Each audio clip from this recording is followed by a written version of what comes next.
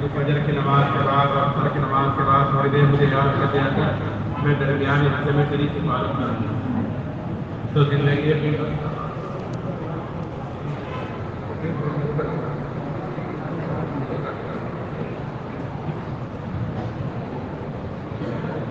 زندگی رہی تھی، پھر عصر کے بعد پھر اللہ کے راستے میں چلتے اس کی قیمت اور بڑھ جاتی ہے۔ تو اگر ہم یہ تصور کریں کہ ہم سب کے سب اللہ کے راستے میں ہیں، کہ اللہ کے لیے وقت کو فارغ کیا ہے، اللہ کے گھر پر بیٹھے ہوئے ہیں، کہ اللہ کے راستے کی ایک صبح اور ایک شام دنیا میں جو کچھ ہے ان سب سے بہتر ہے۔ لیکن میرے محترم بزرگوں دوستوں، یہ وقت بہتر جب بنتا ہے جب ہم اس وقت کو بہتر بنائیں گے، اور یہ وقت قیمتی جب بنے گا جب ہم اس وقت کو قیمتی بنائیں گے۔ نہیں تو وقت کا کام ہے گزرنا، وہ گزر رہا ہے، آدمی کی زندگی گزر گئی ہر آدمی کو پتہ ہے، لیکن آگے کس کی کتنی باقی ہے یہ کسی کو کچھ پتہ نہیں۔ اس لیے ہم اپنے وقت کو قیمتی بناویں، آخرت کے اندر لگ کر۔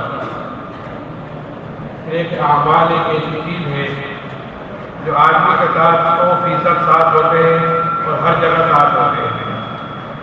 آپ اس وقت یہاں پر آئے ہو تو 100% آپ کے ساتھ آپ کے اعمال ہیں۔ اعمال کہلاتے ہیں کہ انسان 24 گھنٹے کی زندگی میں جو کام کرتا ہے، کھانا ہے، پینا ہے، سونا ہے، جاگنا ہے، کمانا ہے، خرچ کرنا ہے، شادی کیا ہے، دیکھنا ہے، سننا ہے، یہ انسان کام کر رہا ہے، یہ اس کے اعمال کہلاتے ہیں، اس کے بدن سے نکلنا ہے۔ یہی سارے کام غیر بھی کرتے ہیں، کھانا پینا، شادی بیاہ، کمانا، خرچ کرنا، سننا، دیکھنا، سارے کام غیر بھی کرتا ہے جو اللہ کو نہیں مانتے، اور یہی سارے کام مسلمان بھی کرتا ہے۔ فرق اس میں اتنا ہے ان میں اور ہم میں کہ ہمیں ان سارے کام کرنے کا طریقہ بتایا گیا ہے۔ لغت کام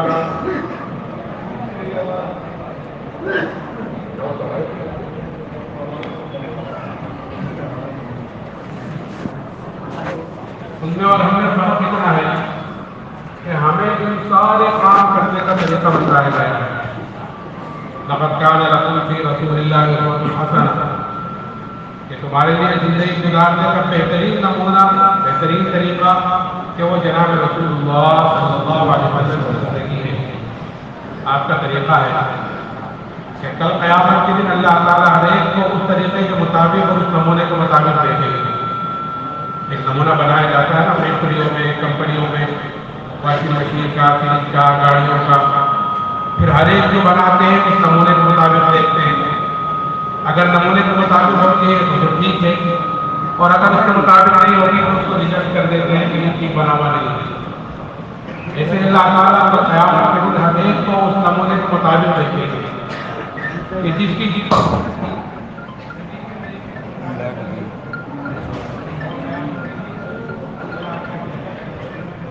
حیثیت ہوگی، اور جس کی جتنی زندگی نبی کے طریقے سے دور ہوگی اتنا ہی اللہ کا بے حیثیت ہوگا، اتنا ہی اللہ کا بے قیمت ہوگا۔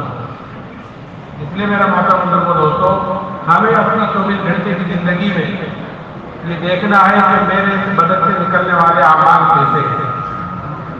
آیا اس طریقے پر زندگی گزار رہا ہوں جو طریقہ غیروں کا ہے، یا اس طریقے پر زندگی گزار رہا ہوں کہ جو طریقہ جناب رسول اللہ صلی اللہ علیہ وسلم کا ہے۔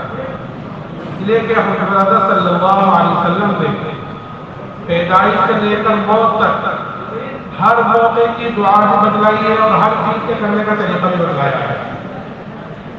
اگر ہماری زندگی اس طریقے کے مطابق ہوگی، چاہے ہمارا چھوٹے سے چھوٹا کام ہے، بہت چھوٹا کام یا گیا سے گیا گزرا کام، ایک آدمی اگر بیت الخلا میں جا رہا ہے تو بیت الخلا میں ایسی جگہ ہے کہ آدمی کو اگر ضرورت نہ ہو تو پاس سے مطلب گوارا نہیں کرتا، کہ اگر بیت الخلا میں گیا ہے اور نبی کے طریقے کے مطابق گیا ہے، نبی کے طریقے کے مطابق نکلا ہے تو یہ بیت الخلا میں آنا جانا کی تکلیف بن جائے گا۔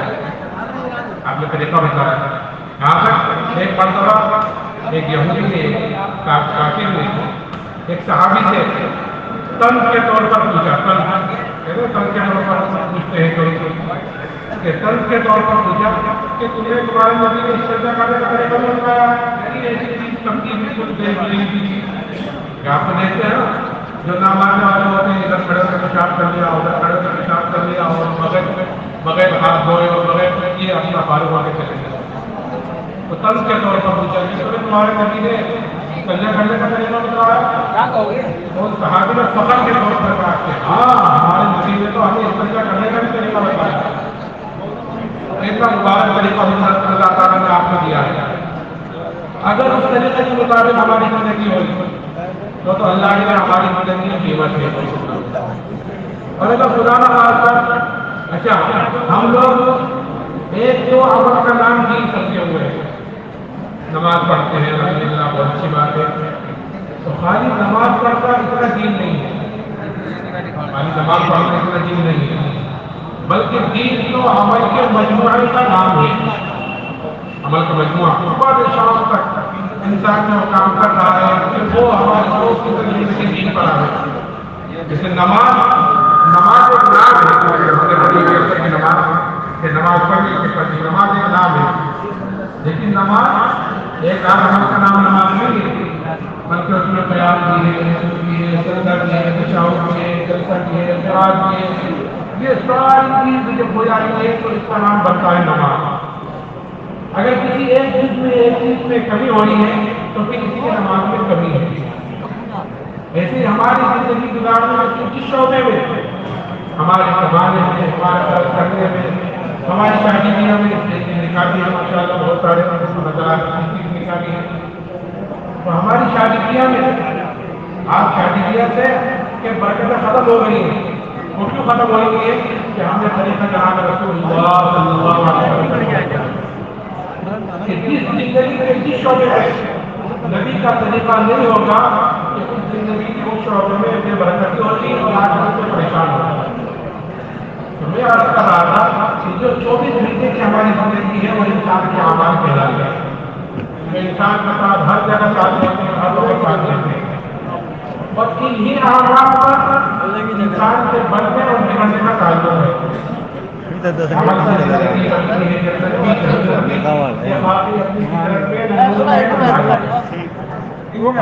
کے بننے بگڑنے کا تعلق دنیا کی کسی بھی چیز سے نہیں ہے. نہ مال سے نہ ملک سے نہ جائیداد سے نہ اسباب سے کسی بھی انسان کے بننے بگڑنے کا تعلق نہیں ہے بلکہ انسان کے بننے اور بگڑنے کا تعلق وہ انسان کے اعمال سے ہے. آج انسان کے اعمال خراب ہے اس لیے پوری زندگی پوری دنیا کا ماحول خراب ہے. ماحول خراب ہے ماحول خراب ہے. تو ماحول خراب یعنی کہ انسان کے اعمال خراب ہے. انسان کے اعمال صحیح ہوں گے تو ماحول صحیح ہوگا. تو اس لیے ہمیں بنیادی طور پر سب سے پہلے اپنے عملوں کی طرف سے فکر مند ہونا ہے کہ میرے بدن سے نکلنے والے اعمال کیسے ہیں. اس لیے جناب رسول اللہ صلی اللہ علیہ وسلم نے اپنے صحابہ کو عمل کی طرف سے فکر مند کیا تھا اور آپ نے مثالیں دے دے کر سمجھایا تھا. آپ نے ایک مرتبہ پوچھا مثال دے کر تم جانتے ہو تمہارے مال کی اور تمہارے اہل و عیال کی اور تمہارے اعمال کی مثال کیا ہے؟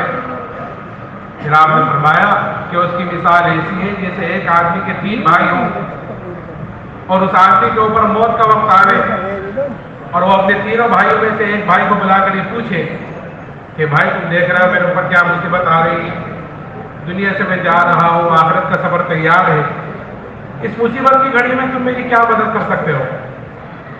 وہ کہتا ہے کہ بھائی میں تو تیرے ساتھ ہوں, جب تک تو دنیا میں موجود ہے تیرے ساتھ رہوں گا, تیری تیمارداری کروں گا, تیری خدمت کروں گا, اور جب تیرا انتقال ہو جائے گا تو تجھے کفناؤں گا, دفناؤں گا, اور تیرے مرنے کے بعد لوگوں میں تیرا ذکر خیر کروں گا, تیری تعریفیں کروں گا, تیری صفات بیان کروں گا. بتائے عام طور سے مرنے کے بعد آدمی تعریفیں کرتا ہے, اور کچھ دنوں کے بعد میں تجھے بھول جاؤں گا. آپ نے فرمایا یہ اس کے گھر والے ہیں, اس کے اہل و عیال ہیں, یہ بھائی تو ہے. پھر دوسرے بھائی کو بلا کر یہی پوچھتا ہے تو وہ کہتا ہے کہ بھائی میرا تیرا واسطہ تو زندگی تک کا ہے, کہ جب تک تیری سانس چل رہی ہے اس وقت تک تجھے مجھ سے جتنا نفع اٹھانا ہے, جتنا فائدہ اٹھانا ہے اٹھا لے, کہ جب تیرا انتقال ہو جائے گا تو پھر میرا راستہ الگ ہو جائے گا, تیرا راستہ الگ ہوگا, میں الگ جاؤں گا, تو الگ جائے گا. آپ نے فرمایا کہ یہ بھائی اس کا مال ہے جو یہی دنیا میں اس کا ساتھ چھوڑ دے گا. آپ دیکھو کہ کوئی چیز انسان کے ساتھ نہیں جاتی, کفن بھی اس لیے پہنا دیا جاتا ہے کہ انسان اشرف المخلوقات ہے، اس کی بے حرمتی نہ ہو جائے، اس کی بے پردگی نہ ہو، نہیں تو قبر پہ جا کر وہ بھی سر گڑ کر ختم ہو جائے گا۔ کل قیامت کے دن ہر آدمی اپنی قبر سے ننگا اٹھے گا۔ اس طرح دنیا میں ننگا ہے نا، ہر بچہ دنیا میں ننگا آتا ہے، اس طرح دنیا میں ننگا آیا ہے، ایسے ہی ہر آدمی کل قبر سے ننگا اٹھے گا۔ تو یہ آپ نے فرمایا اس کا مال ہے کہ یہی ساتھ چھوڑ دے گا۔ پھر تیسرے نمبر آ کے یہ پوچھتا ہے، وہ کہتا ہے کہ میں تیرے ساتھ رہوں گا، دنیا میں بھی تیرے ساتھ رہوں، جب تیرا انتقال ہو جائے گا تو قبر میں پہنچے گا اور ممکن نقیب اس سے سوال کریں گے تو ان کے سوالوں کا جواب میں دوں گا تیرے طرف سے، اور جب کل کو تیرے نامہ اعمال کھولیں گے تو تیرے نامہ اعمال کے ترازو میں بیٹھ جاؤں گا اور خوب کوشش کروں گا اس کو وزنی کرنے کی، اس کو بھاری کرنے کی، اس کو جھکانے کی، اور میں تیرے ساتھ رہوں گا یہاں تک کہ تجھے جنت میں داخل کرا دوں گا، کہ وہاں تک تیرے ساتھ رہوں گا، وہاں کے ساتھ بھی چھوڑوں گا۔ آپ نے فرمایا یہ بھائی اس کے اعمال ہیں جو بھی صحبت کر رہے ہیں چاروں طرف صبح سے شام تک جو ہماری زندگی ہو رہی گزر رہی ہے نا کاموں میں، یہ ہمارے اعمال کہلاتے ہیں۔ اس لیے میرا محترم دوستو ہمیں اپنے عملوں کی طرف سے فکر مند ہونا ہے، اور اعمال کا دار و مدار، اعمال کا نکلنا، اعمال کا سلوک صادر ہونا یہ انسان کے یقین کے ساتھ ہے، انسان کے یقین کے ساتھ ہے کہ جیسے اس کے اندر کا یقین ہوگا کہ بدن سے نکلنے والے اعمال اس کے اعتبار سے ہوتے ہیں۔ اس لیے کہ آدمی کو جو چیز چلاتی ہے عمل کے اعتبار سے وہ اس کو اس کے اندر کی طاقت چلاتی ہے، اندر کی چیز کا بھی یقین ہوگا۔ اگر اسباب سے کامیابی کا یقین ہوا تو پھر بدن سے نکلنے والے اعمال اس کے اعتبار سے ہوں گے، اور اگر اندر جناب رسول اللہ صلی اللہ علیہ وسلم کے اس طریقے میں ہی کامیابی ہے اس کا یقین ہوا تو پھر بدن سے نکلنے والے اعمال اس کے اعتبار سے ہوں گے۔ اس لیے ہمیں بنیادی طور پر سب سے پہلے اپنے اندر کے یقین کو بدلنا ہے، اپنے اندر کے یقین کو بنانا ہے۔ آج اندر کا یقین کمزور ہے اس لیے بدن سے نکلنے والے اعمال کی جان نکلی ہوئی ہے۔ اندر کا یقین یعنی ایمان، جیسے میں نے کہا نا اندر کی طاقت آدمی کو چلاتی ہے، کہ ایمان کمزور ہے اس لیے بدن سے نکلنے والے اعمال بھی کمزور ہے۔ اس لیے دوستو بزرگوں ہمیں سب سے پہلے اپنے اندر کے یقین کو یعنی اپنے ایمان کو بنانا ہے کہ یہ ایمان کہ اللہ نے مجھے اور آپ کو سب سے بڑی نعمت مرحمت فرمائی ہے، اس سے بڑی کوئی نعمت نہیں، اس لیے کہ انعامات تو اللہ تعالیٰ کے بے شمار ہیں، کہ قرآن تو یہ کہتا ہے کہ وَإِن تَعُدُّوا نِعْمَتَ اللَّهِ لَا تُحْصُوهَا، کہ اللہ کے انعامات تو اتنے ہیں کہ اگر تم ان کو گننا بھی چاہو اور شمار بھی کرنا چاہو تو تم ان کو گن نہیں سکتے، شمار نہیں کر سکتے۔ قدم قدم پر سانس سانس پر اللہ تعالیٰ کی نعمتیں بارش کی طرح ہمارے اوپر اتر رہی ہیں، اور ایسی ایسی نعمتیں ہیں کہ اللہ کی ایک نعمت بڑی نعمت ہوتی ہے لیکن ہمارا دھیان ادھر بھی جاتا کہ یہ بھی اللہ کی نعمتوں میں سے کوئی نعمت ہے۔ اس لیے کہ ہر چیز کی قدر و قیمت، ہر چیز کی قدر و قیمت آدمی کو اس وقت پتہ چلتی ہے جب وہ چیز ہاتھ سے نکل جاتی ہے۔ جب تک کوئی چیز آدمی کے ہاتھ میں ہوتی ہے اس کی قدر و قیمت کا اندازہ نہیں ہوتا، کہ جب وہ چیز ہاتھ سے نکل گئی تو پتہ چلتا ہے کہ میں نے کتنی بڑی چیز کھوئی ہے۔ اس لیے حدیث پاک کا مفہوم ہے کہ 5 نعمتوں کی قدر کرو، یعنی 5 چیزوں کی قدر کرو 5 چیزوں سے پہلے۔ اگر ہم غور کریں تو ان 5 چیزوں میں پوری زندگی کا مجموعہ آ گیا، پوری زندگی کا، کہ 5 چیزوں کی قدر کرو۔ فرمایا کہ جوانی کی قدر کرو بڑھاپے سے پہلے، کہ جوانی کہ یہ اس کی عبادت اللہ کا مقبول ہے۔ کیوں؟ اس لیے کہ اس میں آزادی کبھی ہوتے ہیں، آدمی کے اندر خواہشوں کا بھی زور ہوتا ہے، کہ ایسا آدمی کہ خواہشوں کو قربان کر کر اپنی جوانی اللہ کی عبادت میں، اس کے دین کو پھیلانے میں، اس کے دین پر چلنے میں اپنی جوانی لگاتا ہے تو پھر ایسی جوانی کے بعد اللہ کا مقبول ہے۔ اس لیے وہ 7 آدمی جو کل عرش کے سائے کے نیچے ہوں گے ان میں وہ جوان بھی ہوگا جو جوانی میں اللہ کی عبادت کرتا ہوگا، لیکن ایک مرتبہ چلی گئی اب وہ کسی قیمت پر جوانی واپس نہیں آنے والی ہے۔ شیطان دھوکے میں ڈالے رکھتا ہے جوانی کے معاملے میں کہ ابھی ٹھیک ہے کر لیں گے، ابھی تو وقت ہے، ابھی تو ہے، ابھی تو زندگی ہے، دھوکے میں ڈالتا ہے۔ تو پھر دھوکے میں ڈال کر یہ جوانی گزر جاتی ہے، تو اس وقت جسم ساتھ دیتا تو دل نے ساتھ نہیں دیا۔ جوانی میں جسم ساتھ دیتا ہے عبادت کرنے کا، لیکن دل نے ساتھ نہیں دیا کہ ہو جائے گا کر لیں گے، بڑھاپے میں دل ساتھ دیتا ہے تو جسم خراب ہو جاتا ہے، ختم ہو جاتا ہے، نہ کھڑے ہونے کی طاقت، نہ تہجد چھوڑنے کی طاقت، نہ مسجد میں جانے کی طاقت. تو اس وقت کہ اب بڑھاپا آیا، اب دل کہہ رہا ہے کہ عبادت کرے تو جسم ساتھ نہیں دے رہا ہے، اور جوانی میں جسم ساتھ دیتا ہے تو دل ساتھ نہیں دیتا کہ ٹھیک ہے کر لیں گے. تو جوانی کی قدر کرو بڑھاپے سے پہلے پہلے، اور مالداری کی قدر کرو تنگ دستی سے پہلے پہلے. اللہ نے مال دیا ہے کہ خیرات میں، کہ بیواؤں پر، مسکینوں پر، یتیموں پر، مدرسوں میں کہ خرچ کرے، کہ کب سے پہلے، کہ اس سے پہلے کہ تمہارے ہاتھ تنگ ہو جائے. جیسا آج کل حالات آئے اچانک، پہلے تو نوٹ بندی پر حالات آئے، کیسے کیسے حالات آئے، پھر اس کے بعد لاک ڈاؤن ہوا تو اس پر کاروباری آ کر ہوتے ہیں، کافی دعاؤں کے لیے کہتے ہیں کہ کہاں سے کہاں تھے اور کہاں سے کہاں پہنچ گئے.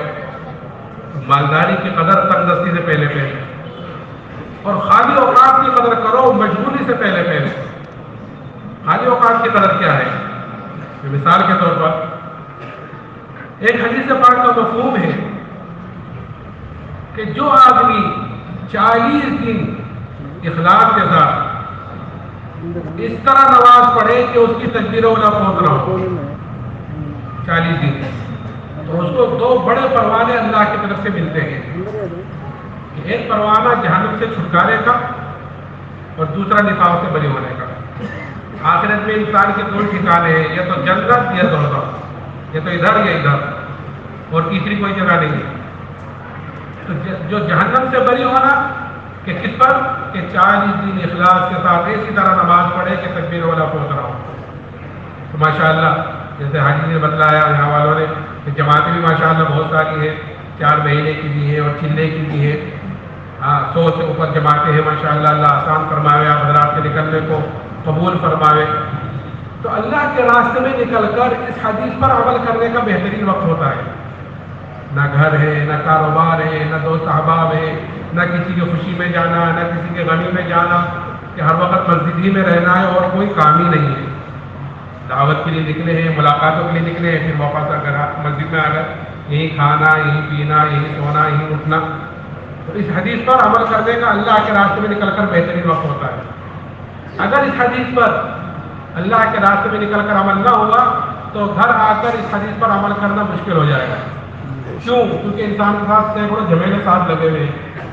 38 دن تک، 39 دن تک تکبیر اولا کے ساتھ پڑھتا رہا، ایک نماز 39ویں دن مثال کے طور پر نکل گئی، ایک رکعت نکل گئی، تو اس فضیلت سے تو محروم ہو گیا. ثواب نہیں جائے گا، کیا کسی وجہ سے بھی محروم ہوا تو ثواب نہیں جائے گا، لیکن اس فضیلت سے محروم ہو گیا. تو میں نے یہ مثال کے طور پر لایا کہ خالی اوقات کی قدر، کہ یہاں اس حدیث پر عمل ہو سکتا تھا کہ قدر کرتا مشغولی سے پہلے پہلے، کہ گھر جانے سے پہلے پہلے. خالی اوقات کی قدر کرو مشغولی سے پہلے پہلے، اور صحت کی قدر کرو بیماری سے پہلے پہلے. صحت دیکھیے اللہ نے بڑی نعمت دی ہے. دیکھو اسپتالوں میں جا کر کہ کتنے لوگ پڑے ہوئے ہیں، صبح سے شام تک ڈاکٹروں کی دکانیں بھری ہوئی ہیں. کتنے لوگ ہیں کہ بیمار ہیں. اسی لیے حضرت علی رضی اللہ تعالیٰ عنہ فرماتے تھے کہ 2 چیزوں میں لوگ غفلت میں پڑے ہوئے ہوتے ہیں، اور 2 چیزوں میں دیر نہیں ہوتی، دیر نہیں لگتی، وہ اچانک آ جاتی ہے. اللہ حفاظت فرمائے کہ ایک بیماری کہ اچھا خاصا تھا، فالج کا اثر ہو گیا، اچھا خاصا تھا اٹیک ہو گیا، اچھا خاصا تھا کہ یوں ہو گیا، چکر آ گئے، گر گیا. ایک بیماری اچانک آ جاتی ہے. اس لیے ہر وقت اللہ سے عافیت مانگنی چاہیے. ایمان کے بعد جو سب سے بڑی چیز ہے، ایمان کے بعد جو سب سے بڑی چیز ہے جو اللہ سے مانگنی چاہیے وہ عافیت ہے. حضور صلی اللہ علیہ وسلم کی صبح سے شام تک کی جو دعائیں ہیں اس میں ہے اللہم انی اسألک العفو والعافیہ فی الدنیا والآخرہ، اللہم عافنی فی بدنی، اللہم عافنی فی سمعی، اللہم عافنی فی بصری، لا الہ الا انت. عافیت کی دعائیں ہیں. عافیت مانگنی چاہیے ہر وقت. تو بیماری کے صحت سے کہ حضرت علی فرماتے ہیں کہ بیماری، اور دوسرے فقر کہ فقیری بھی اتباع چاہتی ہے. کہ اچھا خاصا کاروبار چل رہا تھا کہ دکان میں آگ لگ گئی، اچھا خاصا کام تھا کہ کھیتوں میں آگ لگ گئی، کہ کھیت میں کیڑا لگ گیا، خراب ہو گیا، کہ ایک دم اچانک آ جاتی ہے. یہ فرمایا کہ صحت کی قدر کرو بیماری سے پہلے پہلے، اور زندگی کی قدر کرو موت سے پہلے پہلے. یہ 5 چیزوں کی قدر بتلائی. تو میں عرض کر رہا تھا کہ انعامات اللہ تعالیٰ کے بے شمار ہیں. لیکن ان تمام نعمتوں میں جو سب سے بڑی نعمت پر رحمت فرمائی ہے وہ ایمان کی دولت ہے، اس سے بڑی کوئی نعمت نہیں ہے۔ اس لیے کہ خدا نہ خواستہ اگر آدمی ایمان کے بغیر اس دنیا سے چلا گیا اور کل قیامت کے دن اپنی جان کے فدیے میں دنیا کا سارا سونا چاندی بھی دے دے تو کل قیامت کے دن اللہ کے عذاب سے نہیں بچ سکتا۔ اللہ نے مجھے اور آپ کو یہ سب سے بڑی نعمت پر مرحمت فرمائی۔ اگر ہم ساری زندگی بھی سجدے میں سر رکھ کر اس نعمت کا شکر ادا کرنا چاہیں تو خدا کی قسم اس نعمت کا شکر ادا نہیں ہو سکتا۔ ایمان کی دولت یہ کل قیامت کے لیے پتہ چلے گا، لیکن آج ہمارے اندر سے اس ایمان کی قدر و قیمت نکل گئی۔ تو کیوں نکلی ہوئی ہے؟ اس لیے نکل گئی کہ جو چیز آدمی کو بغیر محنت کے، بغیر مجاہدے کے، بغیر قربانیوں کے، کہ جو چیز آدمی کو مل جاتی ہے آدمی کے اندر اس کی قدر و قیمت کم ہوتی ہے، بنسبت اس کے جو چیز آدمی محنت کر کر حاصل کرتا ہے، اس چیز پر آدمی کا جان مال وقت لگتا ہے، جس چیز کے لیے آدمی قربانی دیتا ہے، جس چیز کے لیے آدمی محنت کرتا ہے، کہ اس کی قدر و قیمت آدمی کے اندر ہوتی ہے فطری طور پر۔ جس چیز پر محنت نہیں ہوتی کہ اس کی قدر و قیمت بھی اندر نہیں ہوتی۔ تو ایمان کہ جیسا کہتے ہیں وراثت میں کوئی چیز مل گئی، تو ایمان ہمیں وراثت میں مل گیا کہ خاندان مسلمان، دادا پردادا مسلمان، باپ مسلمان، ہم مسلمان ہیں، گھر میں پیدا ہوئے الحمدللہ ہم بھی مسلمان، اس لیے ہمارے اندر اس ایمان قدر و قیمت نہیں ہے۔ اس لیے جناب رسول اللہ صلی اللہ علیہ وسلم نے ایمان کی اور ایمان والے کی کیا قدر و قیمت ہے اللہ کے ہاں وہ بتلائی ہے، تاکہ ہم جہاں ہو، جس حالت میں ہو، اپنے ایمان کی طرف سے ہر وقت فکر مند ہو۔ میرے صحابہ رضی اللہ عنہم اجمعین ہر وقت 24 گھنٹے اپنے ایمان کی طرف سے ہی فکر مند رہتے تھے، اپنے ایمان کی طرف سے فکر مند رہتے تھے، اور چھوٹی چھوٹی باتوں پر اپنے ایمان کی فکر پیدا ہو جاتی، چھوٹی چھوٹی چیزوں پر۔ ایک صحابی حضرت حنظلہ رضی اللہ تعالیٰ ایک مرتبہ گھر میں بیٹھے ہوئے باہر نکلے اور یہ کہتے ہوئے نکلے کہ نافق حنظلہ، کہ حنظلہ تو منافق ہو گیا۔ حضرت ابوبکر صدیق رضی اللہ تعالیٰ تشریف لے جا رہے تھے، ان سے کہا کہ حنظلہ تو منافق ہو گیا۔ تو پوچھنے لگے تم کس وجہ سے کہہ رہے حنظلہ منافق ہو گیا، کیا وجہ ہے؟ آپ نے فرمایا کہ جب آپ حضور اعظم صلی اللہ علیہ وسلم کی خدمت میں ہوتے ہیں اور آپ جنت کا، دوزخ کا، قبر حشر کا ذکر کرتے ہیں تو ہمارے قلوب گویا ایسے ہو جاتے ہیں جیسے بالکل ہمارے سامنے قلوب نرم پڑ جاتے ہیں بالکل۔ اور جب ہم گھر آ جاتے ہیں تو بیوی بچے پاس آتے ہیں، کچھ ہنسی مذاق کی باتیں شروع ہوتی ہے تو وہ کیفیت ختم ہو جاتی ہے جو نبی کی مجلس میں ہوئی۔ حضرت ابوبکر نے فرمایا کہ بھئی یہ چیز تو ہمارے اندر بھی ہے، چلو چل کر حضور سے پوچھتے ہیں۔ تو اتنی سی بات پر فکر کی چیزیں نا کہ ہم چھوٹے چھوٹے نقصان کو دنیاوی اعتبار سے دیکھتے ہیں کہ بھئی یہ دنیاوی نفع، اتنی سی چیز میں نفع ہوا اور اتنی سی چیز میں نقصان ہو گیا۔ اب جس سے نقصان ہوا ہے اس کی فکر کرتا ہے تاجر کہ اس چیز میں کی وجہ سے نقصان ہوا، میں نے یہ قدم اٹھایا تھا اس چیز کی وجہ سے نقصان ہوا، میں نے اس کے ساتھ ساجھا کیا تھا اس چیز کی وجہ سے نقصان ہوا، تو اس چیز کو دیکھتا ہے جس چیز کی وجہ سے نقصان ہوا ہے۔ صحابہ اس چیز کو دیکھتے تھے جس چیز کی وجہ سے دین میں نقصان ہو، اس کے طرف سے فکر مند ہوتے تھے۔ اتنی سی بات پر کہ گھر میں کیفیت کچھ اور ہے اور نبی کی مجلس میں کیفیت کچھ اور ہے، اپنے منافق تک ہونے کا ڈر پیدا ہوا۔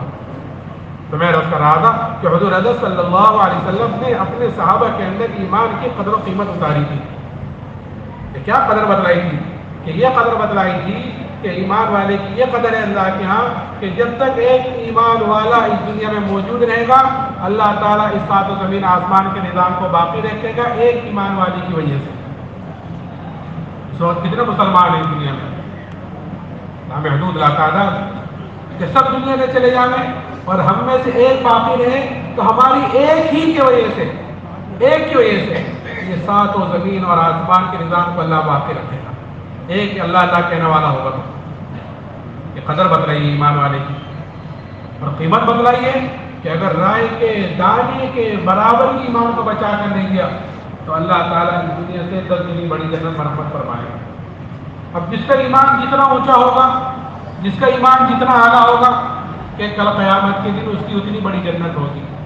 یہ اللہ نے ہمیں دعوت تبلیغ والا جو کام کیا ہے یہ آسان سا، یہ اپنے ایمان کو بنانے کے لیے کہ آدمی جب چلے 4 مہینے میں جاتا ہے اور ہر وقت اللہ کی بڑائی کو بولتا ہے، اللہ کی بڑائی کو سنتا ہے، اس کی دعوت دیتا ہے، لیکن آدمی کی فطرت ہے کہ آدمی جس چیز کی دعوت دے گا اس چیز کا یقین آدمی کے اندر اترے گا۔ تاجر تجارت کی دعوت دے رہا ہے تو تجارت کا یقین اندر ہے، کھیت والا کھیتی کی دعوت دے رہا ہے تو اس کا یقین اس کے اندر ہے، جو وکیل ہے وہ وکالت کی طرف دعوت دے رہے ہیں تو اس کا یقین اس کے اندر ہے کہ آدمی جس چیز کی دعوت دے گا اس چیز کا یقین اس کے اندر اترے گا۔ جب ہم اللہ کی بڑائی کو بولیں گے اور اس کی دعوت دیں گے مستقل، اور اس کی بڑائی کو سنیں گے، تو پھر اللہ سے ہونے کا یقین اندر پیدا ہوگا، اور جب اللہ سے ہونے کا یقین اندر پیدا ہوگا تو پھر بدن سے نکلنے والے اعمال ہمارے صحیح ہوں گے، بدن سے نکلنے والے اعمال، اس لیے کہ جو کامیابی اللہ نے رکھی ہے وہ ایمان اور اعمال صالحہ پر رکھی ہے، ایمان اور اعمال صالحہ، پھر بدن سے نکلنے والے اعمال ہمارے صحیح ہوں گے۔ تو میرے محترم بزرگوں دوستو، یہ قدر و قیمت ایمان کی صحابہ کے اندر ایسی اتری ہوئی تھی کہ پھر صحابہ نے اس ایمان کے لیے ہر تکلیف کو، ہر مشقت کو، ہر مصیبت کو برداشت کیا ہے، اور جو چیز بھی ایمان کے مقابلے پر آئی ہے اس کو قربان کیا ہے۔ آدمی کے اندر جب کسی چیز کی قدر و قیمت اتر جاتی ہے تو پھر آدمی اس کے لیے اپنی ساری چیز جھونک دیتا ہے، اس کے لیے ساری چیز لگا دیتا ہے، جس چیز کی قدر و قیمت آدمی کے اندر اتر جاتی ہے۔ صحابہ کے اندر ایمان کی قدر و قیمت اتر گئی تھی، اس لیے صحابہ نے اپنے ایمان کے لیے کہ اپنی جان، اپنا مال کے ساری چیز جھونک دی اس ایمان کے ساتھ، اور ہر تکلیف مصیبت کو برداشت کیا۔ ہم تعلیم کے حلقوں کے ذریعے سے ہم صحابہ کے قصے سنتے رہتے ہیں، لیکن دوستو بزرگوں، یہ سننا سنانا خالی سننے سنانے تک محدود نہیں ہے، بلکہ سننا سنانا تو اس لیے ہے تاکہ ہم ان قصوں سے اثر لینے والے بنیں، اور اثر لے کر اس کے مطابق اپنی زندگی کو ڈھالنے والے بنیں، کہ جو ایمان اللہ نے صحابہ کو مرحمت فرمایا تھا وہی ایمان اللہ نے مجھے اور آپ کو بھی مرحمت فرمایا ہے۔ وہ بھی اللہ کو ایک مانتے تھے، الحمدللہ اللہ کا فضل ہے، ہم بھی اللہ کو ایک مانتے ہیں، بس وہ اللہ ہی کی مانتے تھے، اور ہم ان کے ساتھ کسی غیر کو بھی شریک کرتے ہیں۔ غیر کا مطلب یعنی اسباب، کہ ہاں ٹھیک ہے کرنے والی ذات تو اللہ ہی کی ہے، لیکن دکان کی ہے، لیکن یہ بھی ہے، لیکن وہ بھی ہے۔ اور یہ چیز کب پتہ ہوتی ہے کہ جب احکامات آتے ہیں تو پھر اس وقت پتہ چلتی ہے کہ آدمی کے اندر کی طاقت اور آدمی کے اندر کا یقین کیسا ہے، کہ جو حالات آئے اس میں یہ دیکھے کہ آدمی غیر کی طرف جاتا ہے یا اللہ کی طرف جاتا ہے، کہ اگر ایمان بنا ہوا ہوگا تو حالات کا مقابلہ آدمی حالات سے نہیں کرے گا، بلکہ حالات کا مقابلہ کہ اللہ کی طرف رجوع کرنے سے کرے گا، وہ اعمال کرے گا جس سے اللہ راضی ہوتے ہو، وہ اعمال کرے گا۔ تو صحابہ کے اندر یہ قدر و قیمت اتری بھی تھی۔ ایک صحابی حضرت خباب بن ارد رضی اللہ تعالیٰ عنہ، ان سے ایک مرتبہ حضرت عمر رضی اللہ تعالیٰ عنہ نے پوچھا کہ خباب ان تکالیف کی تفصیل بتلاؤ جو ایمان کی وجہ سے تم پر آئی ہے، جو حالات، جو مصیبتیں تم پر آئی ہیں، کہ وہ تکلیف ان کی تفصیل تو بتلاؤ۔ حضرت خباب نے فرمایا امیر المومنین آپ ذرا میری کمر دیکھیں۔ جب کمر دیکھی تو حضرت عمر نے فرمایا خباب ایسی کمر تو کسی کی نہیں دیکھی جیسی تمہاری ہے۔ تو حضرت خباب نے فرمایا کہ ہاں امیر المومنین، مجھے آگ کے انگاروں پر لٹا کر گھسیٹا جاتا تھا اور میری چربی سے، میرے خون سے آگ بجھتی تھی، کہے کی وجہ سے کہ ایمان کی وجہ سے۔ یہ ایک عورت کے غلام تھے، جب اس کو یہ پتہ چلا کہ جناب رسول اللہ صلی اللہ علیہ وسلم سے ملتے ہیں، یعنی ایمان لے کر آ گئے ہیں، تو سریے کو گرم کر کر اس سے ان کے بدن کو داغ دیتی ہے سزا کے طور پر۔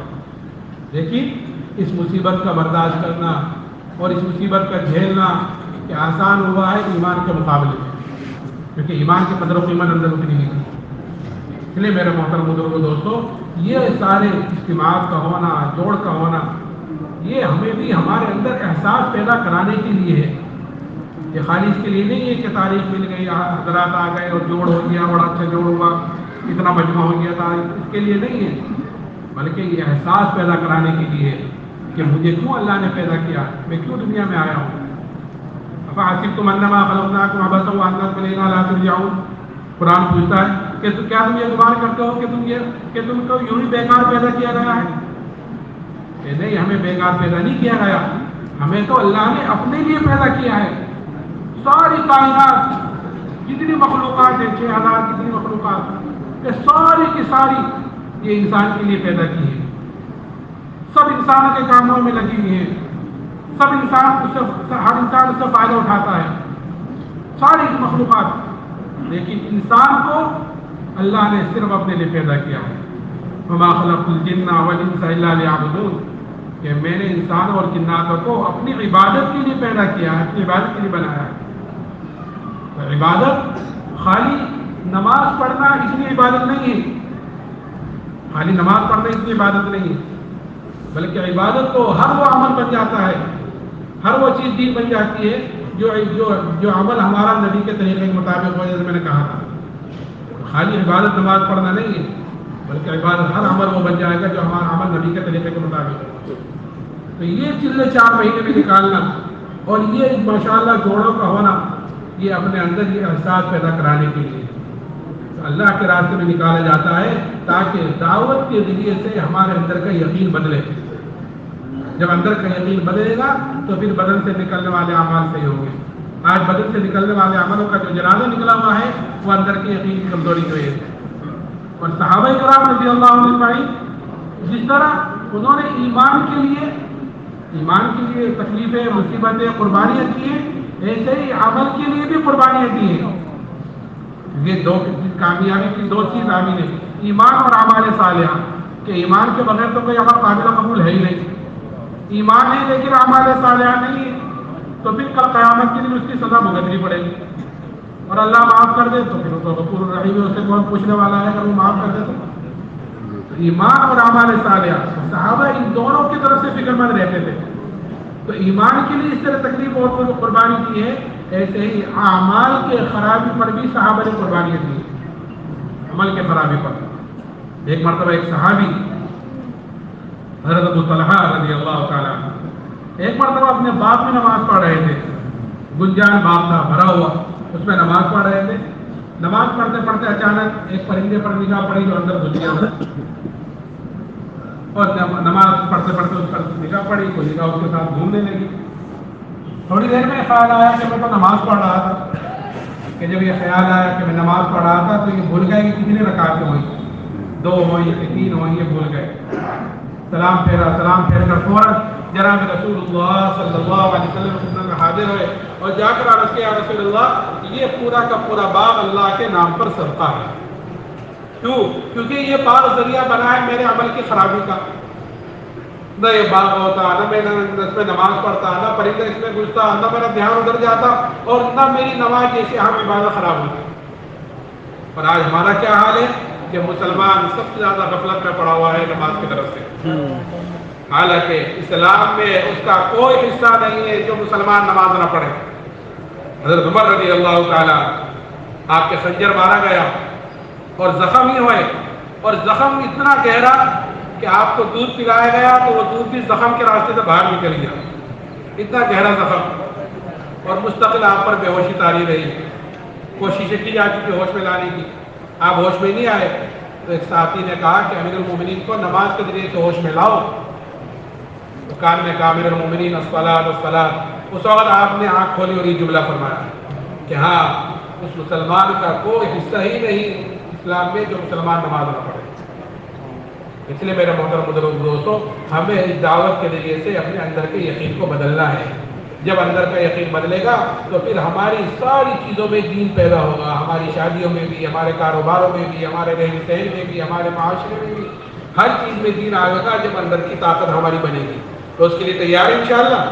دیکھو وقت تھوڑا ہے، جگہ بھی بہت سارے ہیں۔ آپ حضرات سے درخواست ہے اسی طرح بیٹھے رہے، جن لوگوں کا اجابہ قبول ہوگا وہ اجابہ قبول کرائیں گے، اور آپ حضرات اپنی جیب میں جن بھائی کی جیب میں تسبیح ہے وہ اپنی 3 تسبیح پوری کرتے رہے، اسی طرح بیٹھے رہے۔ جزاک اللہ۔ بھائی محمد شہزاد ابن محمد منفاد محلہ پھول والی مسجد، کہاں بھائی شہزاد بھائی؟ ہمراہ فرید بانو بنت مہدی حسن شہزاد بھائی بیٹھے رہے بھائی پتہ نہیں چلے گا کون اٹھ رہا ہے، ہمیں دلہا کو اٹھانا ہے صرف۔